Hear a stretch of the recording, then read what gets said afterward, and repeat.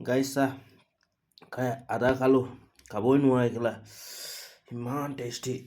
চাচোন ভাতটো খাব নোৱাৰা হৈ গ'ল। পিঁয়াজটো আদা খালোঁ, জলকীয়া দুটা খালোঁ, 4টা আছিলে। হেল্ল' গাইছ, গুড ইভিনিং। আপোনালোকলৈ এতিয়া সন্ধিয়া হ'ল আৰু ভাতটো খাব লাগিব না। ৰুমত আহি চালোঁ ভাতটো বনাই থৈছে, চব্জি নাই, চব্জি কোনেও বনা নাই। এইকাৰণে ময়ো কেলা ভাবিলোঁ এই পিঁয়াজ আৰু শুকান জলকীয়া জ্বলাই পেলাই খাওঁ নেকি। তাৰপিছত হঠাৎ ভাবি গ'ল এই কেলা মাছ এপিচ কিনি খাওঁ হোটেলৰ পৰা গৈ। বাপেকে কেলা এইকাৰণে মাছ এপিচ কিনি আনিলোঁ খাবলৈ। চাওকচোন আপোনালোকে মাছটো কেনেকুৱা লাগিব। ভাল লাগিলে কমেণ্ট কৰিব, শ্বেয়াৰ কৰিব আৰু লাইক কৰিব নাপাহৰিব দেই। চাই লওকচোন।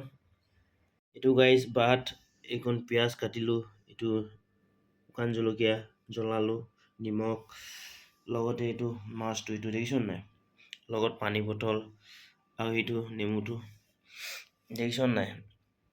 মাছটো ডাঙৰ আছে বাৰু। কেনেকুৱা লাগিব গাইছ, চাই পেলাই কমেণ্ট কৰিবচোন। দেখিছ নাই, হোটেলৰ পৰা কিনি আনিছোঁ মই অকলে খাবলৈ। লাইক কৰিব, কমেণ্ট কৰিব।